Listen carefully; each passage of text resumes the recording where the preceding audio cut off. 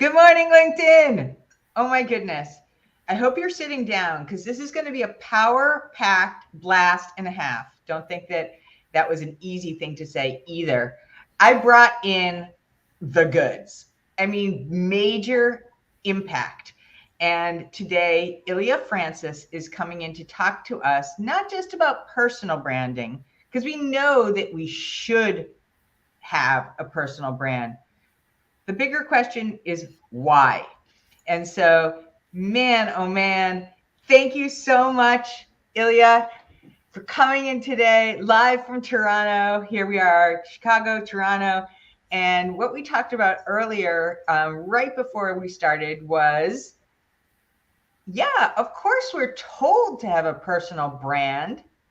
And now we want to really understand the value of it. And just in case you guys are not following Ilya, you must. It is a must. And the reason for that is because what she has done in a very short period of time has really exploded in terms of not just her business, but in establishing her personal brand. So before we get into any of that, I want you to tell me, Ilya, what is your personal brand? What do you want people to say about you when you're not in the room? Thank you, Jeff Bezos. Thank you for having me. By the way, it's a true honor. I actually felt in cloud nine when you asked me to come up to your show and be, and share, this little bit of time with you, with your audience, and all the ones who are tuning in right now. So for me, like my personal brand is a professional that decided to embrace their fears, that decided to simply share what they have to say to the world in a way that convey their ultimate goals. And it might be to set up their authority, and in my case it's simply to have a voice as a health and safety advisor, as an employee, but also as a business owner, as an immigrant, and as a mom. That's my personal brand. That's my ultimate goal. And it is to be helpful. If someone receives that from me, if someone tells me, thank you for sharing this information, I didn't know this, it helped make my day, my work, my confidence better improved, then I did my job. That's my brand. I love that. So when you say to be helpful, right? I didn't know that. To impart some level of assistance, to bring an aha moment. And with you, you do it in such an incredible way, your spirit. And what I also applaud loud and proud is that you're willing to make a little bit of a fool of yourself as long as somebody is taking away the value. Like you have put that aside. You do a lot of dance moves. You make fun of yourself. You show all the outtakes. You do a lot of things that humanize the way that you are able to bring that help to so many of us, specifically with LinkedIn and specifically with video. So I really want to just encourage people. Done is better than perfect. Indeed. So go ahead and try things out. Don't be so careful or precious with it. That will come with time. And you can always refine what it is. But what I want to also have you distill down for us is what you would consider the 3 most important equities for us to weigh in to determine value of a personal brand. So, when you're asking me this question, and I see it within that triangle, like I noticed that without a proper identity of who we are, but especially not portraying someone or somebody or something else that is completely foreign to us. So who you are and what you want to be known for has to be intertwined and married, because it's unsustainable to portray something that you truly are not.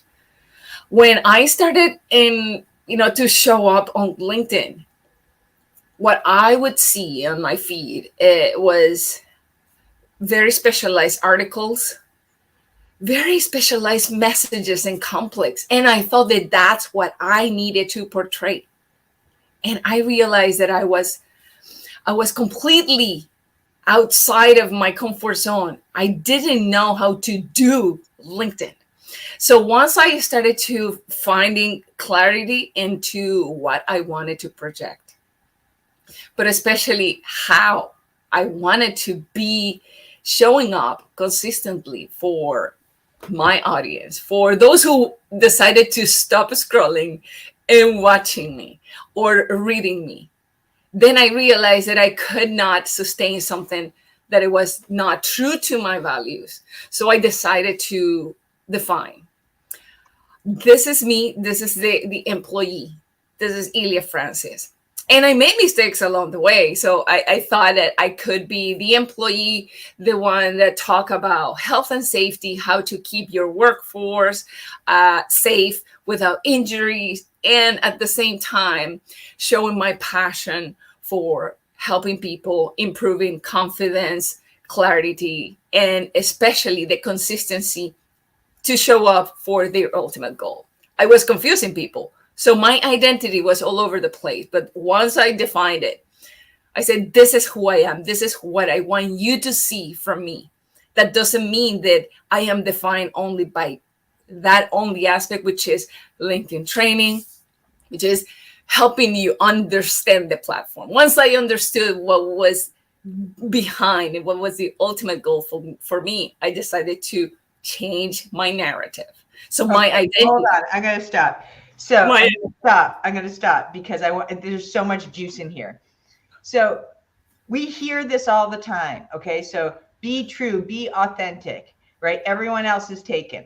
So practice that before you go out there and decide, oh my goodness. Oh, thank you, Sarah Beth. You said it better than I did. Thank you, Sarah Beth. Define your identity. Right. So people know me as no bullshit. Right. I'm just going to say it. And so how can I get out there and be fluffy? That will be completely inconsistent. And so I do recommend that people think about what it is that you want to really take a stake in with your message. If you are a compassionate person, lead with that. If you are somebody who is no nonsense, lead with that. But don't follow somebody else's lead because it will just completely erode the message that you're even trying to get at. And with your field, there's so many LinkedIn trainers.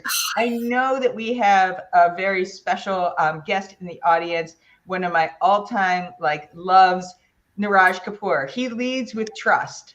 I am a trusted sales coach. I hear that all the time. I know from knowing him personally that is where I can trust.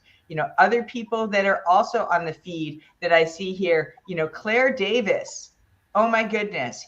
Somebody who is also a proud mom and lets that be known. So that is part of her personal brand, is that she shares stories about the good times and the mayhem. Erica Reckcamp, thank you so much. Dynamic duo. Another one who really leads with her intelligence. She is, I've called her a brainiac to her face, so she's not going to get offended. But, she leads with a level of real kind of intellectual messaging and tone. So all of these things are not happening by accident. They're happening through a little bit of examination. Good morning, Deborah. She says, are you prepared to address how content creation fits into designing and building a personal brand? I'm going to say yes, and we're going to hold on to that. So thank you, Deborah. We'll come back to that. So one of the equities that you said is you've got to be true. You've got to be true, and check it, right? Check it with some, people who understand who you are. Exactly. What's the And second equity? so it comes the second one, which is how you validate that you are being true to yourself, and it is how people perceive you, how people finds the meaning, how first of all bring your meaning to life, to all of us, but especially how they perceive you, which can be the same or it can be completely different. But there's no better way to understand and to align both what you consider that you are doing versus what your audience or your ideal viewers are perceiving you than asking Okay. questions. So And how and should I this ask? How should I ask, right? Because like we know each other. Like, should I like go poll the neighborhood? How should I ask? Like, is what I'm saying valid to my personal brand? How do I check that to make sure that what I think I'm saying is actually what people are digesting and taking away? well, then definitely you need to enable the conversation. You consider that you pay hundreds or thousands of dollars in brand identity, brand assets, and then you start talking. But if you do not ask in either surveys or simply within the meanings of your post, you share and you simply are honest, you're straightforward, and you say, this is who I am, this is what I do, and this is who I help. I would love to get your feedback on whether what you see is what you get. And if you don't, and this is something that I found in the last year, absolutely interesting, because what I thought I was projecting was partially truth, but people started to recognize me. And I must say thank you to Niraj, because he was one of the main people who started seeing it, and he asked me to show more of. And it was Oh, video. And it was video. Niraj is the main motivation for me to share more videos shout to out to Niraj! Woo! And we because have he's a question right yeah. here about this. This is perfect. Thank you, Alana Fowler. What is the best way to give your colleagues the safe space to be honest about how we are perceived? So I do think it is your colleagues. I think it could be even LinkedIn, other select people who you trust to really tell you the truth. Because I too, I hired John Aspirian. Shout out to John Aspirian, and he gave it to me straight. Thank you, John. So definitely find a few people who are very comfortable with their truth about what they are taking away, so that you can check that. And I do like define that identity, define Key it. is crucial. Crucial. Number 3. So now we have be true to yourself and figure out a way to validate it. Go for it, Ilya. The third one. So the third one is how it resonates. Because one thing, they cannot be married to each other. If that ideal person you're tailoring that message for is actually responding to you and saying, thank you. The same things happen to me. I live the same experience. So it is you and I see you. This is who I am. I am the mom who has a full-time job, and I still want to show up and help someone to improve their confidence and their personal profiles on LinkedIn, for example. To find a voice, because I did not have that voice. I thought that the voice was to share Inc. magazine articles on LinkedIn, and that wasn't my voice. That's not true to myself. This is not who I am. So once people, women, men, everyone started to tell me I had the same experience happen to me a while ago and this is what happened, then that's relatability. That is resonance. That people are resonating with what you say. So if they are not resonating, they will not talk to you. They will not share what you shared as values, as your brand. So important. How does it resonate, or how will it resonate with those who your message is for? Yes. And so this, I think, answers the question that we had is, how do you know if it's working? How do you know if you need to change it? What do you do to determine resonance, right? One way I have found is through the comments. Exactly. People are, and that doesn't mean I'm looking for yes people, because it can also resonate and cause some other response, right? A Debate. resonating isn't, I agree, yes, yes, yes. A resonating is you've hit a nerve. Resonating is I identify. Resonating is, I never thought of it that way. Or, I learned something new. What are other ways that you are able to confirm a level of resonance? when when the goal with my content, and let's take the mechanical, the automating thing out of the equation. It's not content, it's a conversation starter.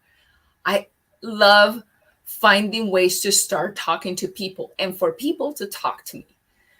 If I see that people are talking to me, regardless if it is two comments, if they are two DMs related to the conversation, sharing it or asking me for more information, for how do they develop the same level of relatability, of resonance, of how can they apply it to their industry, because I am a trainer, but they are VP of marketing, because they are logistic coordinator. So completely foreign industries to what I am showing.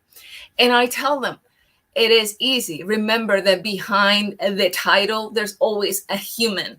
So find the emotional connection with that human, regardless of the industry where they are. They all have families, or they might not. They might have kids, or they might not. So finding ways to read people's minds, and read people's minds is understanding that you are talking to a primarily one type of person, two type of people. The rest might or might not resonate. But when you understand that that person gets you, that you get that person, that you find the pain points. Like I can talk regarding of being a full-time job, a full-time employee, and a mom of two small children. I love what Kelly is saying here. Resonating can also be the unsolicited DMs you receive where people want to tell you why a post or a comment meant something to them. So I really think that this is an aha moment. What you just said about resonance is further demonstrated in conversations. I want more. I want to get to know you. I want to engage with you somehow, some way. There's something that's a pull that's driving me to that message. And so if you are attracting those people, especially job seekers, Correct. there is evidence that personal brand is working effectively. Exactly. Right? Awesome. There's one particular moment in time, and as I said, Niraj was one of the people who recognized it and told me in DMs, "Yeah, why don't you show the videos that you have on Instagram, on LinkedIn?" And that was the feedback. I had never had that feedback. I thought that I was focusing more on my content, on my captions, on additional material than the video. And they said, your videos on Instagram are good. Why don't you share them? And I didn't know that I was perceived that way. I did not have that feedback. So it's very important that when you need the feedback, when you would like to know whether the conversation is resonating with your audience, with your viewers, to be honest and simply ask a question. You don't need to portray or give me a full explanation of the story to get to that.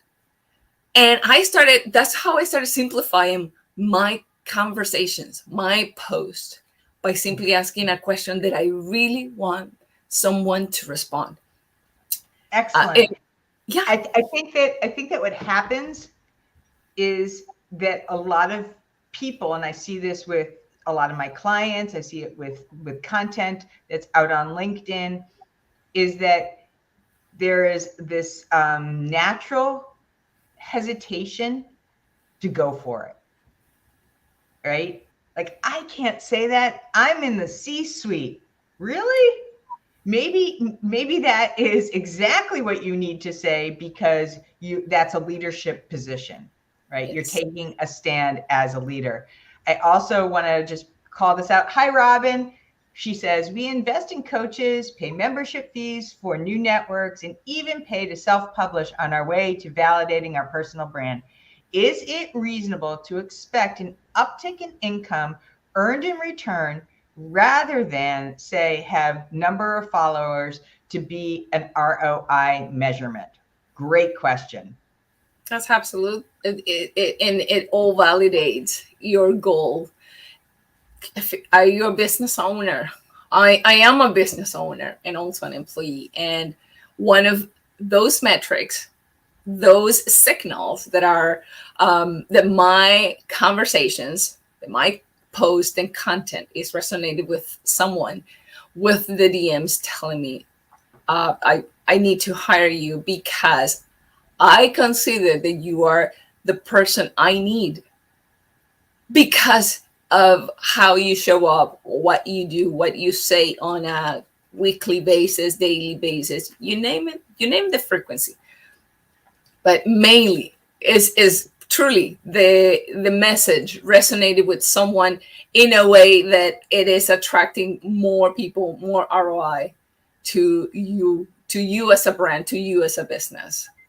Yes. Otherwise, engagement, yes, you might have a lot of engagement, but if the measure to bring those followers, the DMs into your business as an ROI as well. I'm going to also add in here that it is a long game. Nobody is going to know your personal brand overnight. It's very rare. And if you think about people who are in the spotlight and have strong personal brands, people we know, Mel Robbins, Tony Robbins, other quote unquote thought leaders, right? This happened over a period of time with consistency. I want to say, yes, it can increase and provide that uptick in terms of revenue, but not without the consistency, and also not without a very clear and defined positioning. Because if you keep changing it, it's hard for people to know. I talk to job seekers all the time about how they are a product and service in the marketplace. Their job search is a marketing campaign. So if you start fracturing that message, it's going to be very hard for any decision makers to really understand why and what the key message or your personal brand is all about. So thank you so much for asking that question. And sorry for the long answer, but I do think it isn't just a quick fix. It has to be done consistently. Indeed. And it evolves. So when you are measuring your ROI, how do you do that? What means of measurement? Because this is a squishy area. I'm not going to lie. I'm not going to pretend like, oh, this is such an analytical formula and we all have this locked down. Tell us how you measure it. Are you tracking conversations? How do you determine whether it's working or not from a more analytical standpoint? Oh, I definitely see two factors. I see, first of all, the goal that a specific message has. If it's engagement, if it's conversation, or whether I am promoting, for example, an upcoming event, whether that is actually that I'm getting inquiries, that I'm getting conversations. I mainly go for connection. I mainly aim, and my goal is to increasing the engagement, but not within the cold way. Is how often are you talking to me? How often I am talking to you? And whether the feedback is what I wanted, whether it is that my content brings you to more curiosity that you really want to improve, and then brings DMs, and then brings offline conversations. So for me, crucial are offline conversations. And offline, I mean, like, not in my feed, it can be a DM. I have multiple DMs a day asking me how did I edit my videos, what app did I use, and that is feedback that I did not know, that I did not have prior to Clubhouse as often and as abundant as I have today. So to prove your point, the point that you just said before about over time, consistency, and being here for the long haul, you don't need to be the expert right away. You might be the expert right away, but build a journey with the person who is contacting you, who you are aiming, who is slowly getting to know you, like you, and trust you. So you can measure the value of your personal brand by how many conversations it is eliciting. So yes, I would include comments as part of that. So if you see that your content is generating comments, that's a good indicator. Better indicator is they're moving to towards an offline conversation, right? So online to offline is part of your thinking process. So when you see your DM start going, again, another way to measure it. And then finally, how many of those conversations are becoming conversations that you're having on the phone, in person? Where are you taking those conversations, and where are you reigniting those conversations? Because again, you can't keep all conversations going at the same time. So are you following up on those conversations that happened maybe a month ago that seem to have somehow fizzled out? So I think that there is a way to keep that going. Are there any other ways that you are measuring the value of your personal brand? Well, the more people resonate with it, the more they will share it. And we know about what's going on with shares, especially on social media. But sharing brings what is your story? What's the story? People resonated with the story, are sharing your what you had to say because they find it useful. If it's not useful, obviously they will say, like, thank you, I am your supporter, but there's nothing else that can be given away to someone else. So I simply share, what I do. I see whether it is resonating. I see it, and once I see it, when I give back. This is a two-way street. It never is only, okay, these are my numbers. These people are numbers. I need to increase my numbers. If I am not talking to them, if I'm not getting to know them either, what is my point? It's not just the income. It's not just my numbers, my revenue ticking. It's really understanding that even if I'm not transactional with them, I am there. I am a true supporter. As long as I see, obviously, the genuine feedback, the genuine intentions with that person. So I come and I support. I come and when I'm present, I am here and I am a giver, and not in a way that I know that it's going to come back to me. So I think that what you're talking about is this reciprocity. If you are Absolutely. getting asked to participate in articles, if you are tagged often in posts or people are asking you to weigh in on a particular topic, this is another way to validate, okay, is what I am saying really linking up with a topic that they identify as part of me, my personal brand. So often you're asked to come in on videos. You have an expertise in video. It's part of your personal brand. And your dance moves are completely notable No, and it's all by celebrated. accident. It's all by accident. It's, It's simply, you I say want it's to by show myself. accident, but that's not an accident because that's who you are, Exactly. right? And Exactly. sometimes it's underneath the surface so much. We're so close to it that we can't see that that's the thing. That's Exactly. the thing. And that's what Niraj helped me see, because I simply learn how to edit my videos so fast, so easily, and I decided that that was going to be my main way to show up, as a way to embrace my imperfections, but also, hey, I am here. I love, I am energetic. I am silly. I love having an injection of myself in what I do.